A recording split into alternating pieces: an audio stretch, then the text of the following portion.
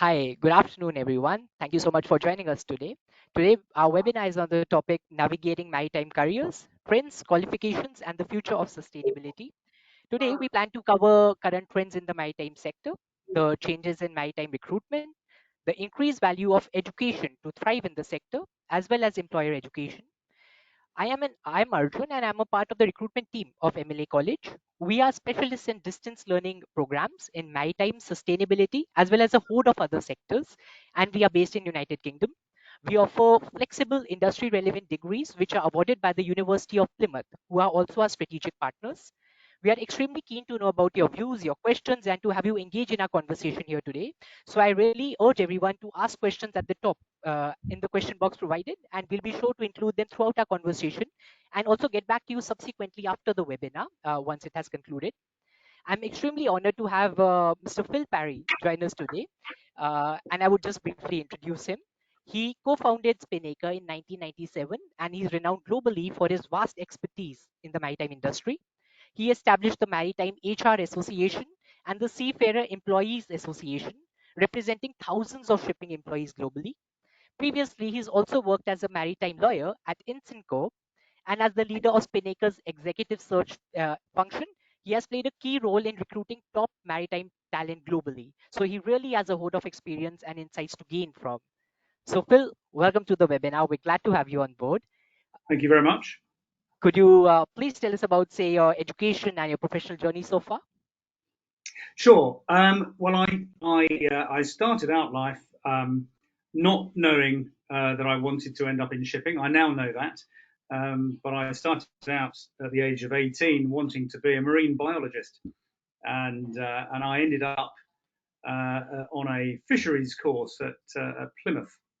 And while I was there, I very quickly changed into the shipping department, and I pursued a maritime business and law degree at Plymouth.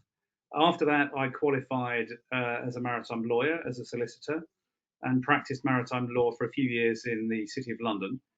But eventually, I saw a gap in the market for a specialised maritime recruitment company, and that led me to establish Spinnaker Global in 1997. Oh, thank you so much for the brief introduction, Phil.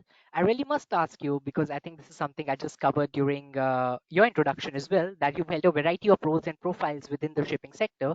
Could you care to shed more light on them? Sure. I mean, those of you who are watching who are already in the industry will probably already know and understand that it's a very friendly and collegiate industry, and we love associations and we love clubs. We love excuses to form little groups and niches to get us together. So my company Spinnaker is a member of Maritime London, which is the UK's shipping services and professional services membership association, and I'm a board member of Maritime London. We are also, through Maritime London, we have a charity which funds officer cadet scholarships for seafarers. We raise money from the shipping services sector in the UK to fund young people going to sea through their cadetships. Some of whom have done that through Plymouth. So that's Maritime London and the Maritime London Officer Cadet Scholarship. I'm also a shipwright, which is a long-established maritime industry livery company, which is a great way for people to network. And actually, I'm a member of and the former chairman of PINDA, which is the Plymouth Nautical Degree Association. And so anyone who's done a maritime degree at Plymouth, including the MLA accredited degrees, would be eligible to join PINDA. And that's a great network that's been going since 1969. So it has older senior people in it and brand new graduates who are all able to network and get together. And in fact, we have a gathering of PINDA people only next week in London. I also finally, I'll stop waffling in a moment, but I run a shipping industry fundraising campaign called the Oscar campaign, which is named after my son who survived leukemia at Great Ormond Street Hospital for Children. And we, the shipping industry, have raised £3.5 million to fund research and treatments into childhood leukemia. So it's a great industry and one that gives back as well. I'll stop there because I could keep going. No, that's extremely insightful, Phil, and it's also extremely inspiring. You know how many organizations you've been involved in, as well as started off by yourself. One thing that really catches the eye is that you being the co-founder for Spinnaker Global, which is a global leader in the domain of maritime recruitment. Could you shed more light on what the company does, what it's about? Yes, Spinnaker specialises in maritime shore-based recruitment. So we recruit staff into all kinds of shipping industry companies. So ship owners, commodity traders and oil companies, ship brokers, insurance brokers, maritime law firms, ship registries, industry bodies, P&I clubs, um, naval architects, marine engineering consultancies, ship management companies, and so on and so on. So if you work behind a desk in the shipping industry, that's what we do. We also benchmark salaries and compensation, give compensation and benefits advice to the industry at large. We run two membership associations, which you've mentioned already, the Maritime HR Association and the Seafarer Employers Association. So we are I think we're really the only people who do this worldwide. So we're definitely the leading people in maritime salary benchmarking. So we know what people earn, we know what they can earn, and we know how big the bonuses are, which is fascinating. I mean, really, really quite interesting stuff. That's very illuminating, Phil. And considering, say, how many domains across the maritime industry your company is involved in, I believe that you'd be the best source to ask about, say, contemporary global maritime trends.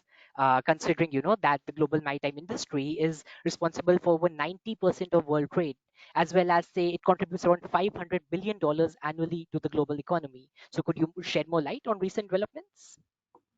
Yes, I mean, I could probably give an hour's long answer to this, so I'll just scratch the surface a little bit. I mean, the industry's changed so much. We, as a business, we've been in existence for 28 years, and the biggest change that we've seen over that period of time is that it actually has a professional HR function. When we set up in 1997, many shipping employers didn't even have an HR department, and at most, many of them had a personnel manager who was somebody who often had failed at another job and was pushed into the corner and told to be in charge of personnel. And it was a very backward looking way of doing things. So in the past 25 years, that has changed dramatically. And the shipping industry is now professionalized in terms of its HR and human resource management practices and procedures for the better. HR is often now a strategic part of the business. HR directors are often on the boards of directors, and people take not only the recruitment and sort of organizational side of HR properly, but things like learning and development and welfare and well-being. It's just a completely transformed industry. So that's probably the biggest change over the time that we've been in business in terms of people. But in other respects, we've seen the industry change very much in terms of the way it does its trading. So 20 years ago, risk management within ship owning from a commercial perspective was very much a case of take half of your ships, put them on spot charter and at risk to the current market, and take half of your ships and put them on long-term time charter to guarantee and smooth your income. Nowadays, we've seen a move towards mixed asset play structures. So people that own a few ships and are asset light in other respects, they charter in lots of tonnage and operate them, and that has given rise to a lot of opportunities for people to make money actually when the market is falling, because they are wearing both a ship owner's hat and a charterer's hat, and also to hedge their risks using the derivatives market, the FFA market, but also to trade proprietorially, in other words, to make money out of the FFA market as well. So a lot of ship owners nowadays have moved towards this operating model, which has completely transformed both their earning potential, but also how they look and behave. And many of them are now much more like financial instrument traders as well as asset players. So that's been really interesting, and it's given rise to some very, very high earners and big bonuses in the sector. Ship finance has evolved a lot as well. In the past, ship finance was quite simply about banks lending money on mortgages against assets. Nowadays, a lot of the traditional shipping banks have gone. We still have some, and we've seen much more interest in the industry from private equity players, and from China in particular, and Chinese leasing structures. So the landscape for ship finance has changed dramatically. Obviously, we're seeing much more interest in sustainable maritime operations nowadays. So sustainability from an environmental, social, and governance perspective, ESG, has suddenly hit the industry hard in the last 3 or 4 years. And everybody nowadays has an ESG strategy, and is not thinking just about being green, which is the E element of ESG, but thinking hard about proper corporate governance, and also where they fit in society and in the supply chain, and in customers' minds as well, which is the S, the social part of it. And I suppose the other thing, I'm going to say I could go on all day, but the other thing that stands out at the moment is the way in which the shipping industry is embracing technology, artificial intelligence, and data capture. There are so many aspects of running a shipping company, and let's just think from a technical perspective. Speed and consumption, fuel efficiency, different types of fuel. And nowadays we can gather that data in a way and analyze it in a way that we couldn't do before. So shipping industry has been a little bit slow on this, but is racing to catch up. And we've seen a change in the types of people that are employed in the sector. And there's a much greater demand now for data analysis, and for people with tech experience from other sectors. But of course, they are highly competed for. So the industry is scratching its head to work out how to attract them, and whether it can afford to pay them enough money. I'll stop there, Arjun, because I could fill 2 hours probably talking about this stuff. No, I'm sure our audience would be very interested to know more about this, but it's quite fascinating to know the different sectors and domains in which there have been sea changes almost in the rate of progress in the maritime sector. But one thing I'm extremely curious about is, say, the impact of geopolitics on the industry, considering the global spread of the same. Yes, I mean, there's geopolitics, and then there's I guess, economics, if you like. I mean, geopolitics, first of all, shipping tends to do well when there's some kind of disaster, because that disrupts trade flows and disrupts supply and demand, and knocks it off its normal path. So the Israel-Gaza conflict, the war in Ukraine, but even non-political things such as incidents like the Ever Given container ship blocking the Suez Canal, all of that has immediate and massive impacts on the industry's supply, demand, and earning potentials. But I would say moving away from geopolitics, because that's kind of obvious, if you like, and I think most people understand that world economics gets disrupted and it has impacts. And as I say, generally that's often usually positive for the shipping industry in terms of freight rates.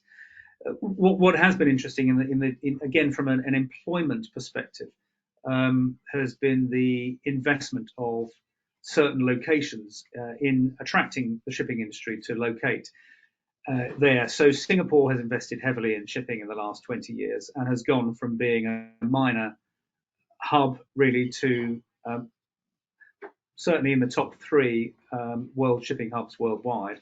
So law firms, P&I clubs, insurance companies, insurance brokers, ship owners, ship managers, all now have large offices in Singapore, and in many cases headquarters in Singapore. So this is let's call it a geo-economics, or a deliberate attempt to become the leading maritime hub approach. Dubai has become a key player. I think 20 years ago we thought it would get there before Singapore, um, but it was actually quite a slow grower. But in the last 5 or 6 years, Dubai has started to grow rapidly in terms of the number of shipping people employed there and the number of companies opening up there. And I think actually, funnily enough, it's benefited from the fact that Singapore has saturated. And as a result of that, Singapore is now harder to get into from a visa perspective. It's by no means impossible, but it's harder than it was 10 years ago.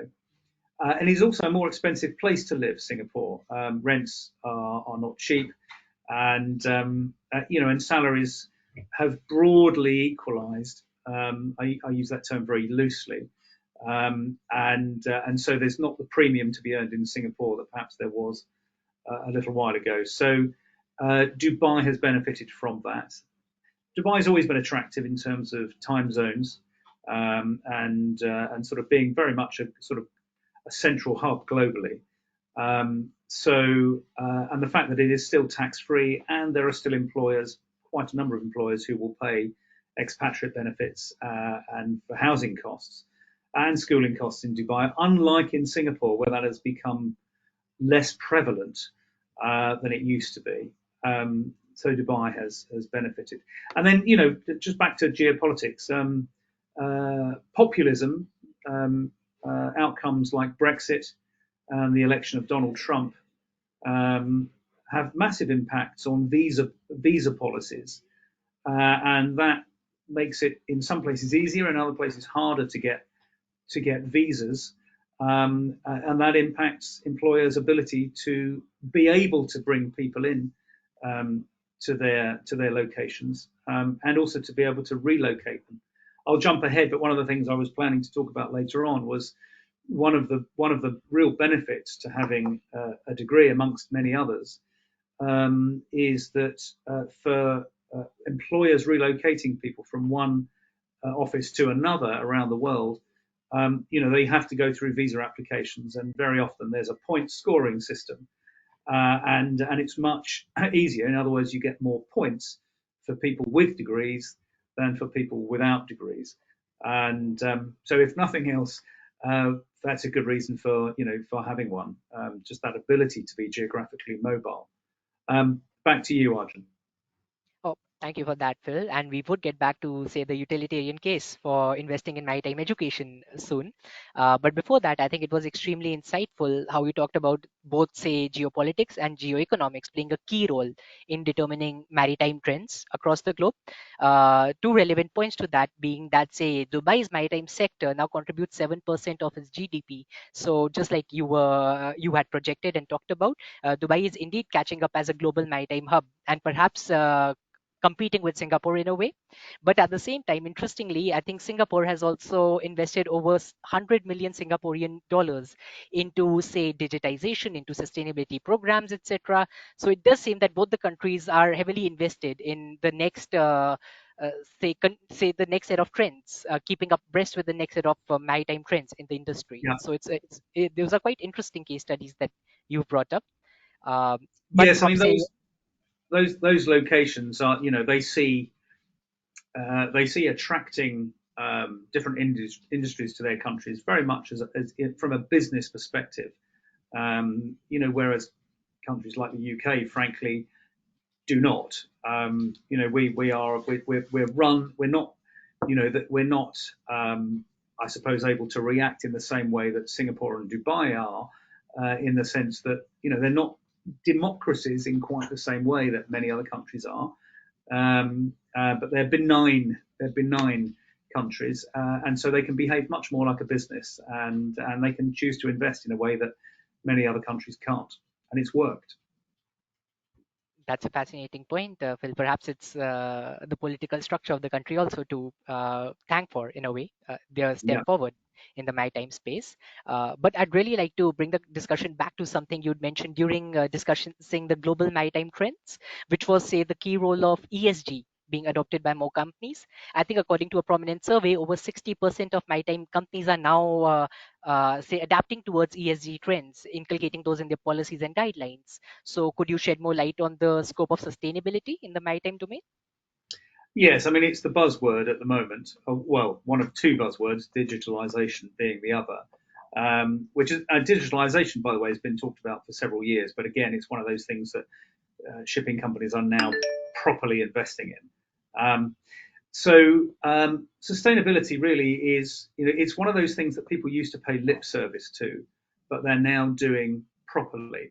I've always been a bit cynical about any industry, including shipping's willingness to do things for the right reason. And historically, I think we've done things for two reasons only. One, because we're forced to do it by legislation, and two, because we might be able to make money from it.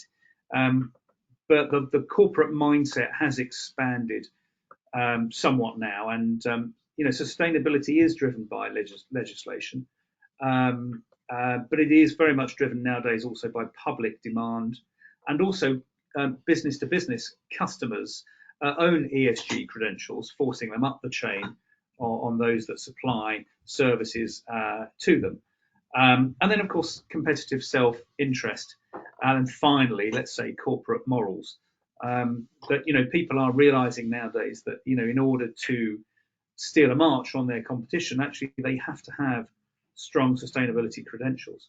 And sustainability isn't, it's not just about the environmental, but it's also about business sustainability.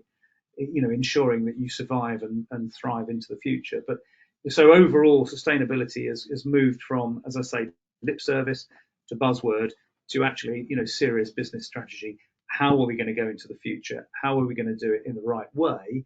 And how is doing it in the right way going to be good business for us? And it's totally changed the way that companies think and behave. Well, thank you for that, Phil. I think even our audience are quite concerned about, say, the rising trends of sustainability and how they might impact employer outlook in terms of the skills that they might expect from employees. So we do have a question which has come in from John, who's Mm. asked that, say, for those in HSE and compliance roles, how is the focus on ESG standards reshaping employer expectations? Um, well, was that employer or employee expectations? I think it's employers specifically that perhaps what are they looking for in employees in those roles. Yeah, so I suppose if I'm honest, a lot of employers are trying to work out what it is they need to do, and they're making it up as they go along.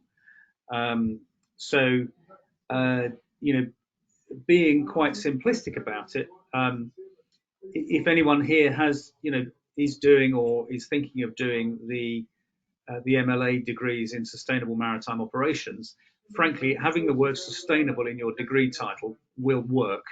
Um, so, very clever of MLA, frankly, to have gone down that path. That is going to appeal to employers. But truthfully, many of them are still trying to work out what it is they need to do, and also what skills their people are going to need to have. And the truth of the matter is, they don't really know yet. So it is a very, very rapidly changing landscape. So I think in terms of employer expectations and the skill sets that employees need to have, I would say adaptability is probably the number one.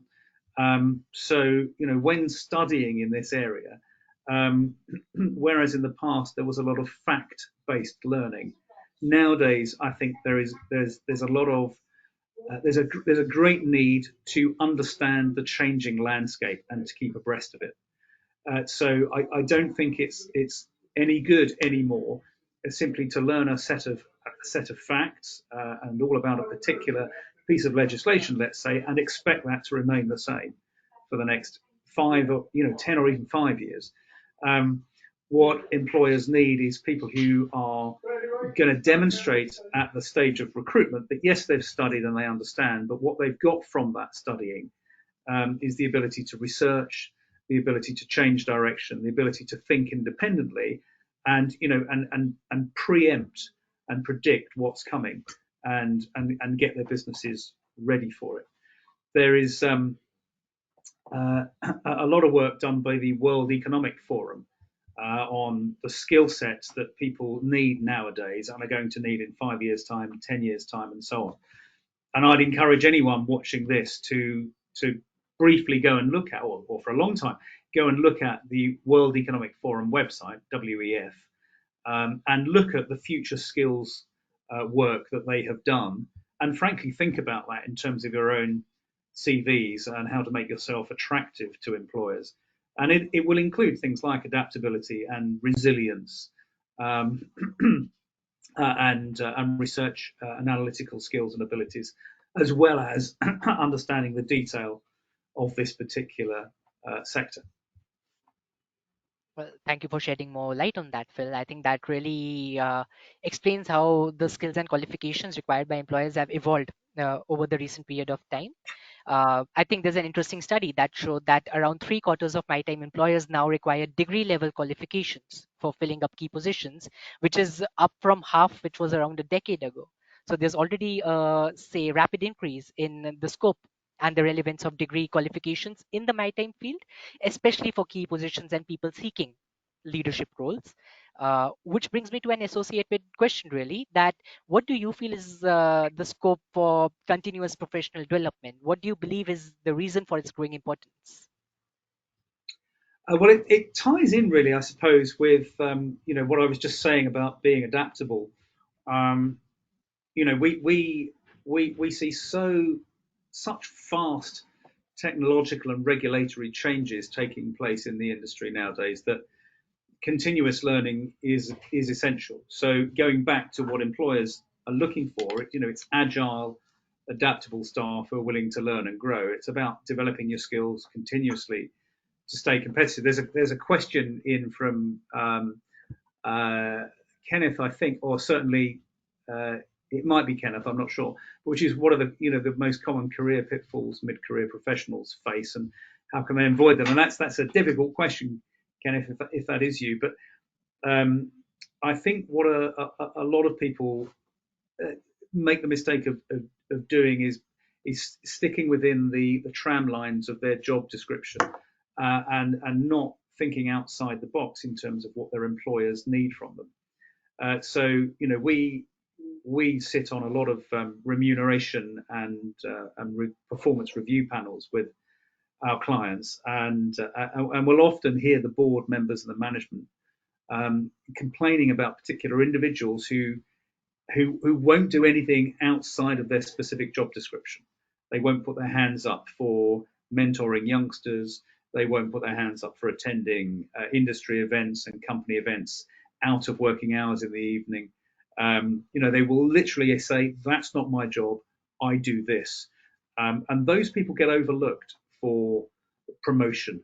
The other thing that a lot of people, I suppose, mid-career don't do is invest in themselves. And so again, this comes back to continuous professional development. So if anyone watching is kind of mid-career and contemplating doing a degree or a master's degree, it is worth it, because not only are you picking up the particular range of knowledge that the particular program you're doing may teach you. Again, you're demonstrating to your employers a commitment to self-development, but also um, uh, that you will be acquiring new skills in terms of research, report writing, and so on. And then another aspect, I suppose, mid-career that I wouldn't say it's necessarily a mistake. I mean, some people, need to encourage their employers to invest more, but is to think about personal self-awareness and management and leadership development.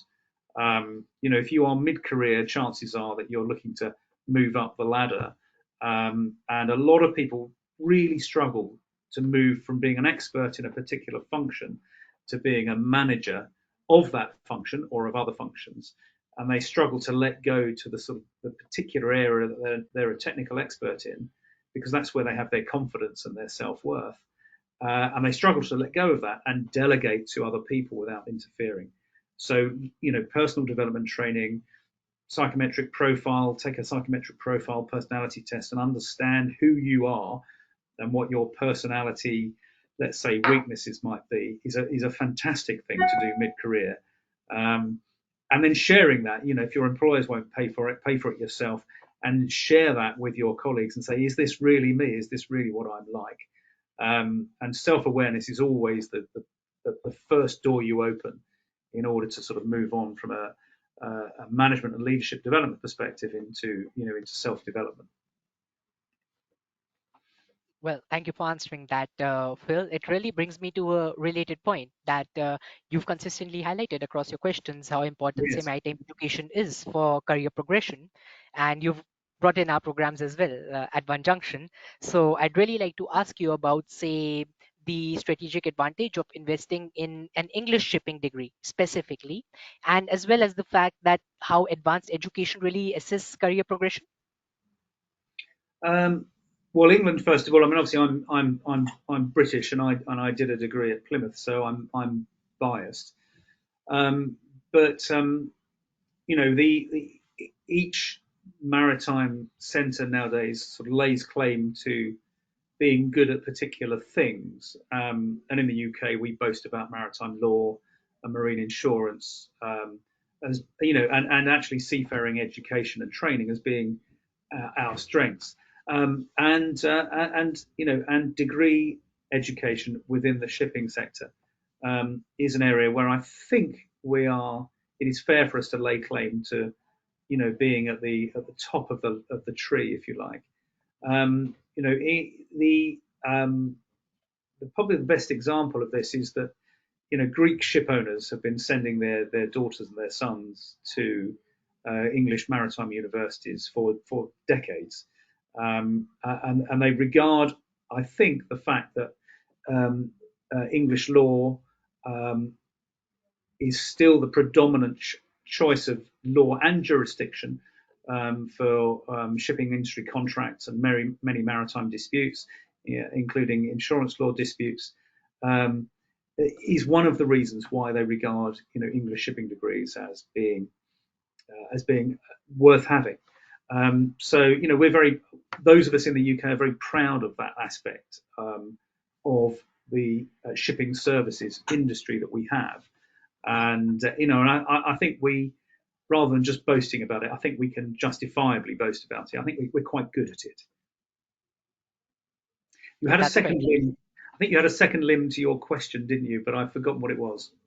Oh, no worries at all, Phil. This was just with regards to the answer that I think you'd given to Kenneth's question as well. That say, how does advanced education assist with career progression?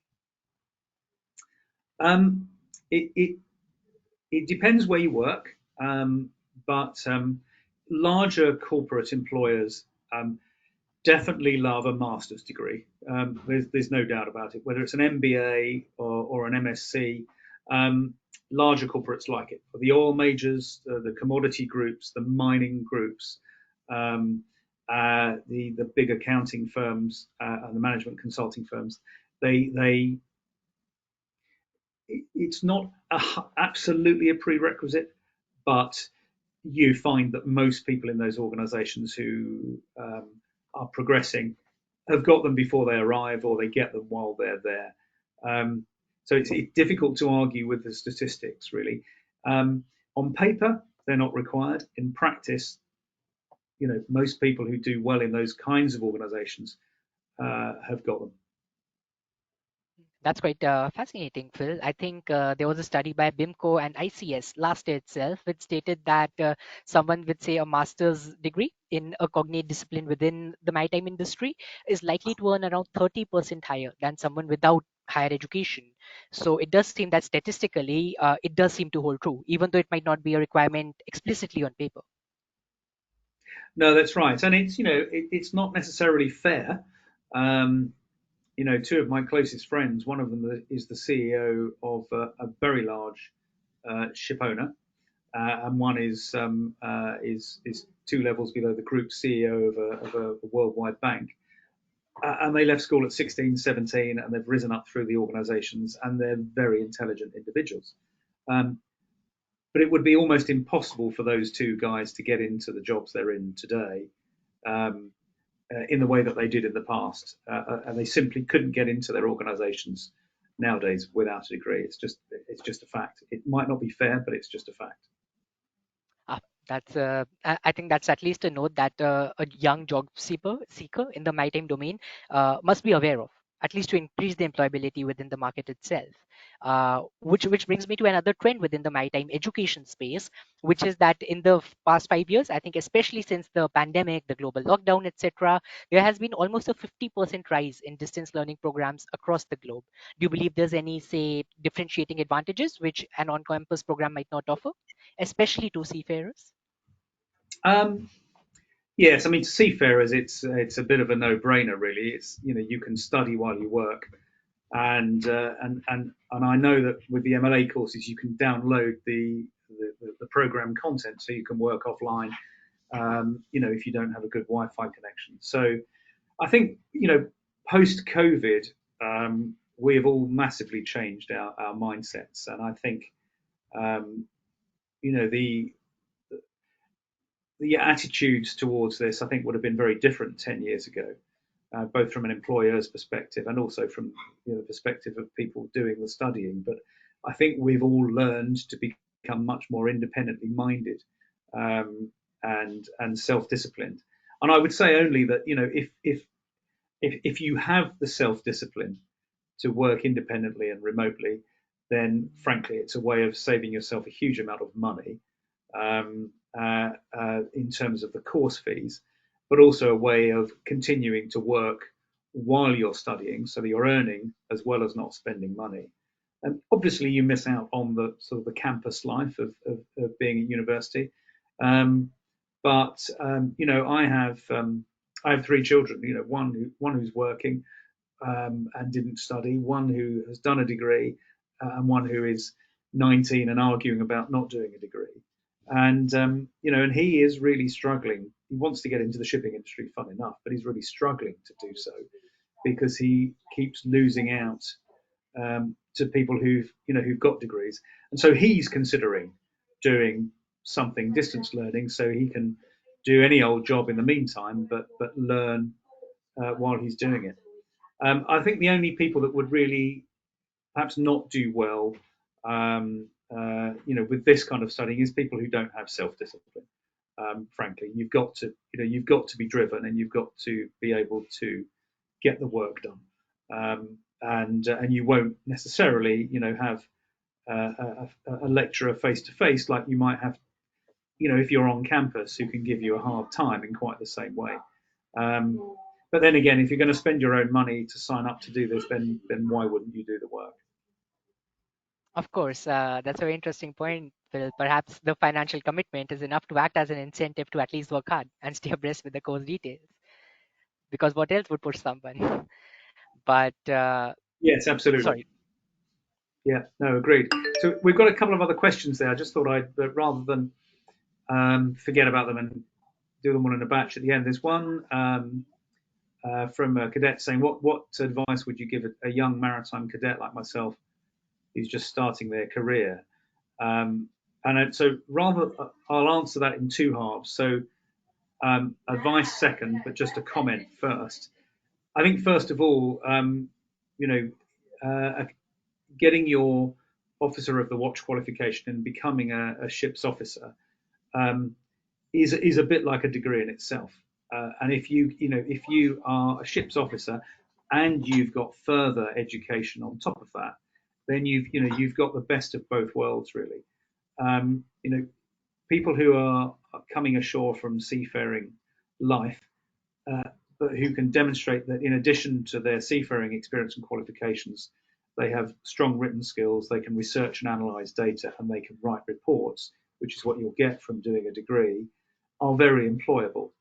The advice that generally those of us who work in the shore-based sector and who are perhaps a bit older, usually give to seafarers is try to stick it out if you can, and get your master's ticket, and maybe some command experience, or get your chief engineer's ticket, and again some experience as chief.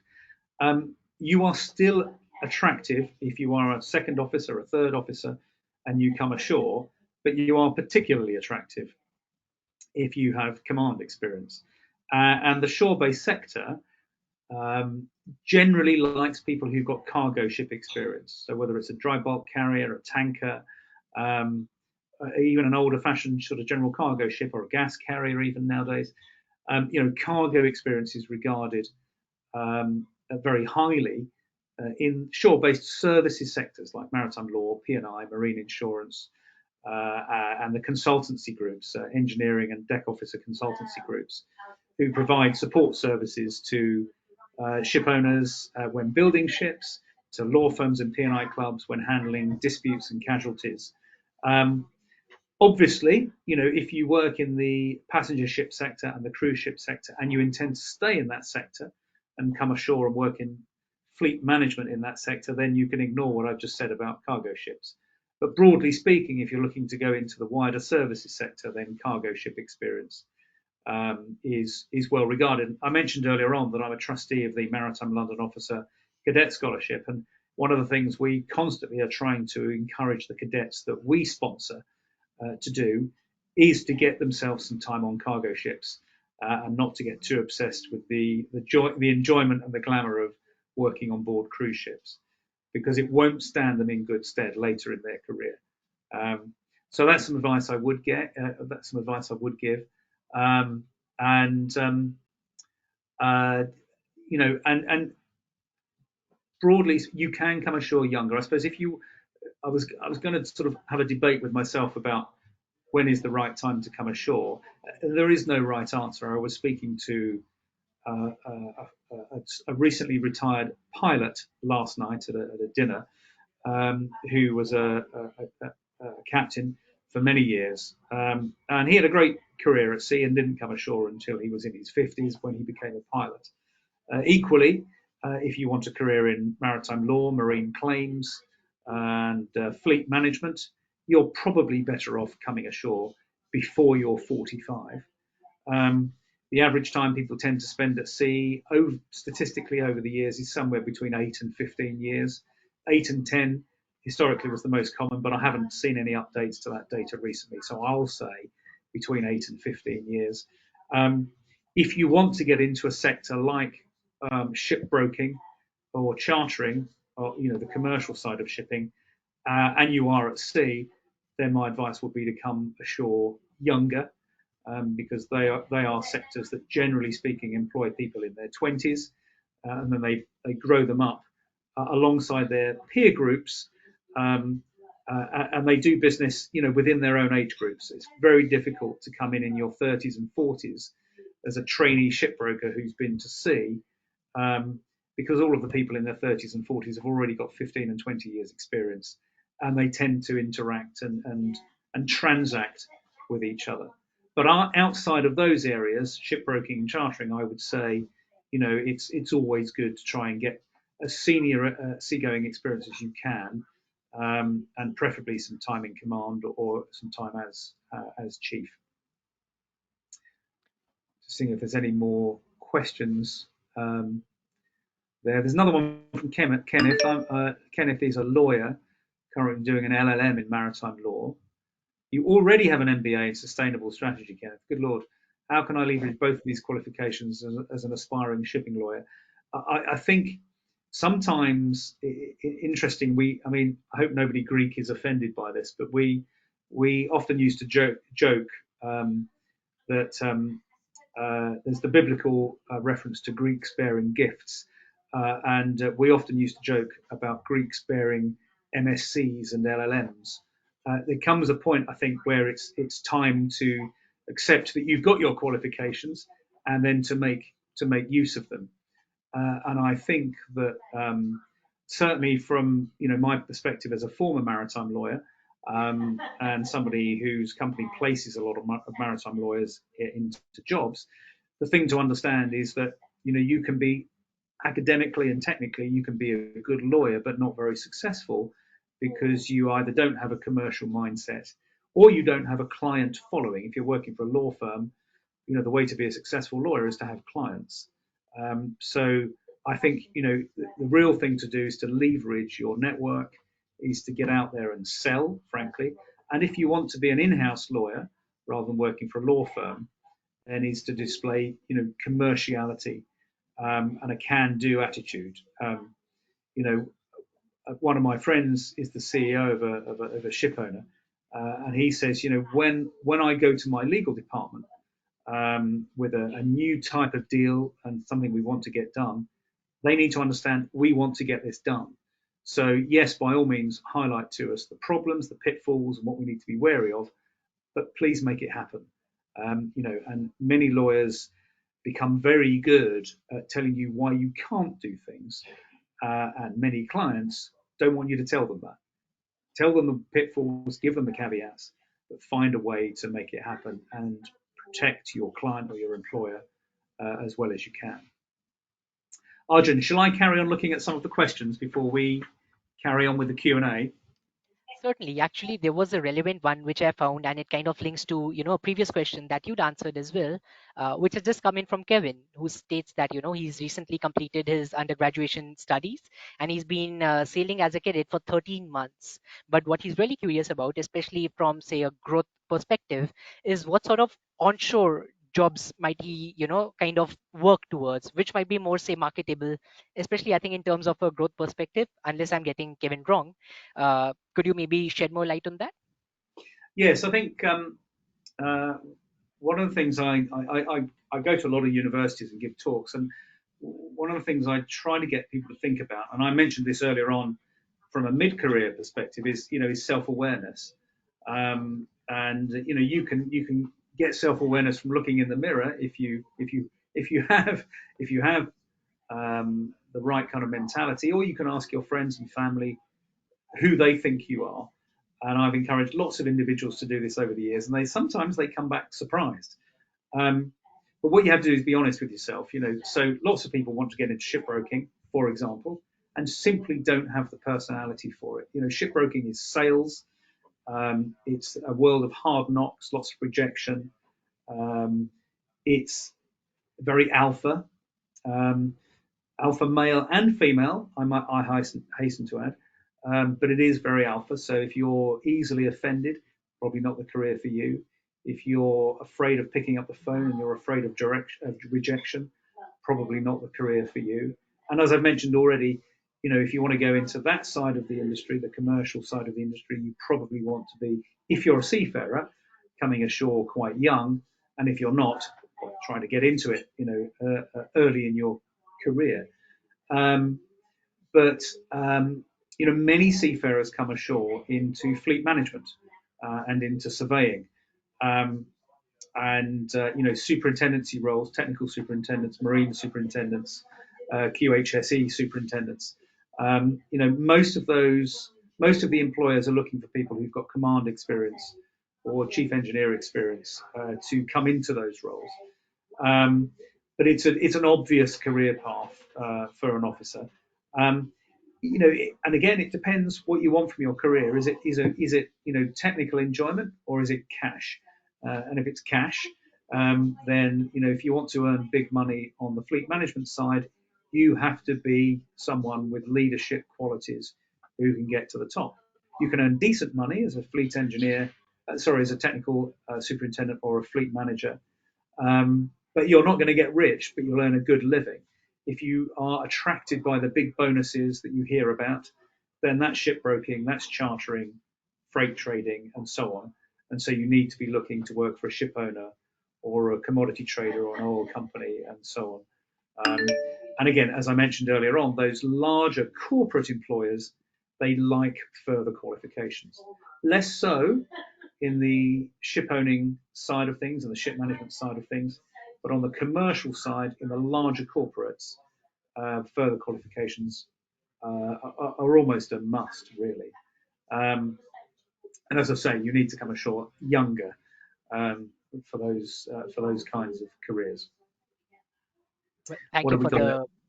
the insight, Phil. I think, considering the time constraints at the moment, uh, I think what if we could wrap it up, considering that Spinnaker is a specialist in maritime recruitment, Yeah. with you perhaps just giving a broad overview, finally, of what are the key skills any maritime employer would look like would look for in an employee, and what are the best trends to keep abreast of to remain desirable and employable in the market. So when I was at Plymouth, my professor, um, who had also been a ship owner, so we were all terribly impressed. And what he said to us in our very first week, and I think he was absolutely right, is read the shipping press every day. Um, so in the old days, that used to be read Lloyd's List. Lloyd's List still exists, but if I'm honest, nowadays the paper I read, and I think most people do, is Tradewinds. And I know that you can get a discounted subscription for Tradewinds as a student. Um, and I don't know if MLA have got a deal done with Tradewinds or not, or whether Tradewinds will do it directly if you prove you're a student. But they do discounted subscriptions for students. Um, and I would keep abreast of what's going on in the sector. It really does make a difference to your ability to a to understand it, and b, when you get to interview stage, frankly, to have those killer answers ready for the questions that you get asked that can be life changing for you. So that's day to day knowledge, but there are lots of publications out there that are free and that are accessible online. Ship Management International, for those of you that are interested in going into fleet management, is a good one. And if you go to Riviera Maritime Media, they have a number of publications that are sector specific, particularly on the tanker and gas side, that are worth looking at. Splash 24/7 is good as well. So I'll keep abreast with what's going on in the industry. I mentioned earlier on the World Economic Forum. Definitely have a look at that, and think about the personality and personal skills you require. But as I said, degree level qualifications are now often considered essential for various roles in the industry. And compliance and regulatory understanding are critical. In the past, you could ignore it, frankly, and leave it to somebody else. There'd be some poor individual who looked after all of that stuff. But nowadays, we are so heavily regulated um, that employers, particularly in shipbroking, which has moved across to sort of financial advisory services, and in insurance broking and underwriting, we are regulated by Financial Conduct Authority and similar authorities in other jurisdictions. And they require employers to demonstrate that their staff are fit and proper persons. And a lot of that is about looking at the qualifications they have. And So, the degree level qualification is essential.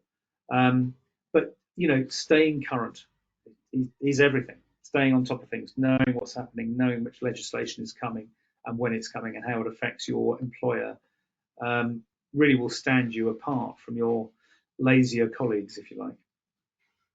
Well, thank you so much for those insights, Phil. There have been other questions, but we will be sure to address them and get back to every person who's inquired after the webinar itself. We really appreciate you, Phil, for taking out your time, sharing your insight, sharing your journey, as well as perhaps keeping people abreast on what they should look out for, what sort of skills and qualifications they should invest in if they wish to be their best maritime self in the professional domain. Sure. I think before, I know you're trying to wrap it up, but there's a final question there from Andreas. And I think I've talked a lot about people with seagoing experience, and this question is for people without it, the shore-based experience. What could be the career mobility and progression opportunities? I mean, the reality is that if you go into any shipping industry office, whether it's a ship owner, a P&I club, a law firm, an insurance underwriter or broker, industry body, and so on and so on, you will find that the vast majority of people do not have seagoing experience. The ex-seafarers are critical to the functioning of the sector, but there are plenty of people who don't have that experience. What I would say, for those who are sitting in a particular part of the sector and they're wondering how to progress and how to move on.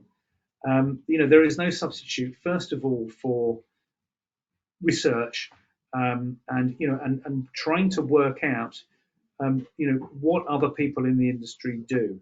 So if you're sitting there in operations and you're thinking, I'd like to be in chartering, or actually I'm not enjoying operations at all and I'd like to get into the P&I sector or the maritime insurance sector, read about it. Google, and of course nowadays Chat GPT, we've got so much information at our fingertips. And if I'm honest, I'm 55 years old and I'm starting to say the kinds of things my father used to say to me. But it's, go out there and find out for yourself. I as a parent, I get frustrated sometimes that, my kids don't look up and read stuff that is available to them within 10 seconds on the internet. They come and ask me rather than find out for themselves. And there is so much information out there.